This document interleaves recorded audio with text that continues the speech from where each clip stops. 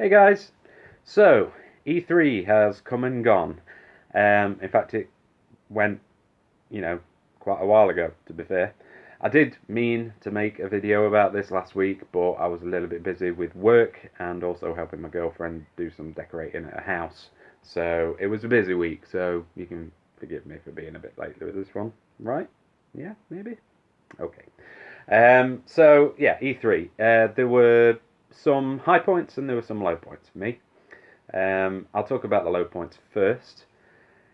I'm a pretty big gamer, as you know, so a conference like E3, an event like E3, is something that I kind of look forward to each year.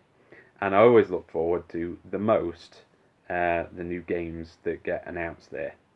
So one of the disappointments for me really was the Bethesda conference, in that they only really announced two new games, which, it's two new games. That's good. We're seeing new games. I'll talk about those in a second though. I don't know if my disappointment around it was more related to the fact that I don't want to say expecting, but maybe just hoping that they were going to announce a new Elder Scrolls game, because it's one that I've been looking forward to for a long while. I love Skyrim. I've just actually recently on the Skyrim Special Edition got 100% on the achievements for it, completed the game. Not obviously done all the quests in there because I don't know if there is a limit or an end to the quests that you can do. But I've got all the achievements and I've just started modding it. It took me a bit longer than I wanted it to be honest. But anyway, so they didn't announce a new Elder Scrolls game, which I was a bit disappointed in. They did announce some add-on expansion for Elder Scrolls Online. I played Elder Scrolls Online. I like MMOs, and I love the Elder Scrolls world that Bethesda have created, but I didn't take to Elder Scrolls Online at all. For some reason, I don't know why.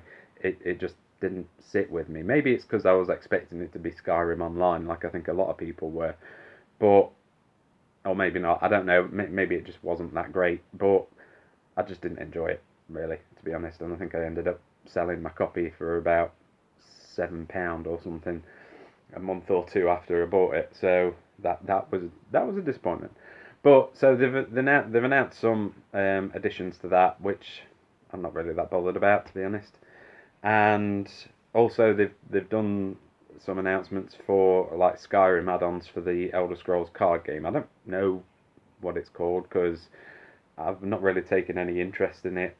My position on like video game card games is, if I want to play a card game, I will sit around a table with a group of friends and play an actual card game with actual cards, not play it on a Xbox or a PC. Because if I'm playing a game on an Xbox or a PC, I'm going to be wanting it to be a video game, not a card game in video game format. It's just weird. Feels weird. But there we go. That's just me. You do you, I'll do me. So there was that. They also announced that they were doing Fallout 4 in VR and Skyrim in VR, which would be really, really, really exciting for me if I had the slightest interest in pursuing something in VR. I might have a bit more interest in it if the price tag was a bit more reasonable. I know it's expensive kit, it's expensive hardware, but I don't want to be paying that much money just to play something that I can play perfectly fine on my telly. So, not overly bothered about either of those things anyway. They did, as I say, announce a couple of new games. They announced a new Wolfenstein game, the new Colossus, which, I mean, the Wolfenstein games themselves they're good. I've played them. I wouldn't say they're my favourites, but yeah, they're good. I might try it if I see it in a discount bin somewhere, maybe. And Evil Within 2, which I never played the first Evil Within, so I'm not overly fussed about that one either. So, on the whole, I'm sure a lot of people thought the Bethesda conference was really good because they might be really excited for those different things that I've just mentioned, and that's great. If you liked what they had to announce, then that's brilliant. I didn't, So it was a bit disappointing from me.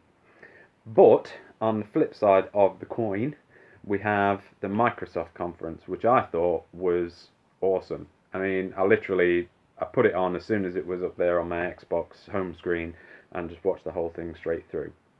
The highest point in that for me was the Xbox One X, which the only thing I don't like about it is the name. I think they should have stuck with Scorpio, to be honest, because it's a better name. Xbox One Scorpio or Xbox Scorpio. It sounds better. Xbox One X. There's too many X's in that. Too many. Okay? But anyway, it looks like a great machine. It looks, I mean, they're selling it as the most powerful console ever, and that's exactly what it is. It's it's a beast. It's a monster, and I was most surprised, pleasantly surprised by the price tag that's attached to it. It's it's $500, which roughly equates to about £450. I was expecting this to be in £1,000 plus, to be honest. That's just kind of the price tag that I assigned to it in my head when I found out about what it would be capable of and what it could do and its specs.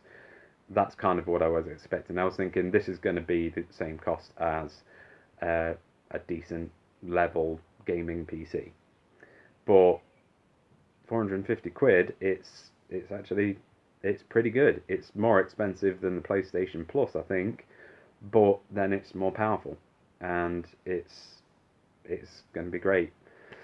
So, other plus points to the Microsoft conference, they've announced some things about Minecraft getting an upgrade to 4K, and it looks gorgeous. I don't know how bothered I am by it, because I played a lot of Minecraft, and visual enhancements to a game are great, and it's something that's going to make me want to go back to it, but I don't know if it's necessarily something that will get me back into the full-on swing of playing Minecraft every single time I game. But it's still a good thing. And the other biggest thing, there's three biggest things, they're all the same level, or more or less, is a new game that's coming out, I think in late 2018, called Anthem, which, from the looks of it, looks like it's going to be what Destiny could have and should have been. It looks awesome. Just the look of it and how it looks like it's going to be. If it's looking like that now and it's still a year and a half away from being released, it's going to be awesome, and it's a game that I'm very much looking forward to getting my hands on and actually playing. So very much looking forward to that. On the whole, I think E3 was a good conference. I think it was a better conference for Microsoft. I hear that Nintendo did quite well with it as well, but Nintendo, it's not something that I've ever really had much in the way of interest of myself personally. But there we go. And I think PlayStation did a good job as well with their side of things. I wanted to talk more about Microsoft because that's the platform that I use, but I think it was a good conference all around for pretty much everyone involved. So could have done maybe with some thing about Red Dead Redemption 2. I've not seen anything yet, so I don't know if there has been something put out there about it yet. It's not something that I found. Maybe there is. If there is, let me know in the comments and I'll look it up. But yeah, that's E3. So I was quite happy with it overall, and I'm very much looking forward to the release of the Xbox One X. And if I can get one, I'm going to get one. If I can. So that's that. So next week, I'm going to put a video out next week. I'm going to make sure that I sit down on either Monday or Tuesday, like I am today, and just hammer out a video. And I know what it's going to be about, so I'm going to talk about it now. Because I've just watched the penultimate episode of season 10 of Doctor Who. I love Doctor Who. I've loved it ever since it came back to our screens in 2005 with Chris Eccleston and Billie Piper. So I've been watching this series, and I've been a bit. it just hasn't felt as good as Doctor Who should be. It's no disrespect at all to Peter Capaldi as the Doctor, because I still think he's great and he gives a great performance.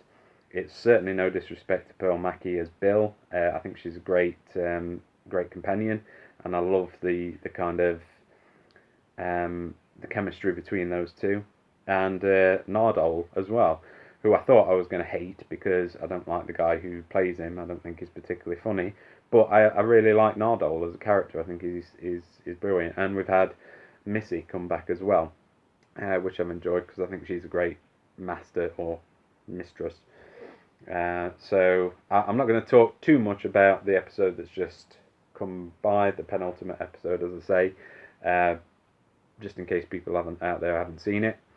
But it features those four characters quite heavily, and it was a good episode. It was more of a return to form for this series that we've seen so far, I think, and I'm very much, as a result of that, looking forward to the last episode. So let's see what happens there. And just, I'm going to put this warning out there right now. I'll mention it next week as well, but next week I'm going to be talking about spoilers. I'm going to be talking spoilers. I'm going to be talking about the episode as in depth as I can within the kind of 12 odd minute time frame that apparently my videos are still running at, because I still haven't been bothered to sit down and learn how to use my editing software. So yeah, anyway, that's my video for this week. Hope you enjoyed it. Hope you liked E3 as much as I did. And yeah, thanks for watching. Alright.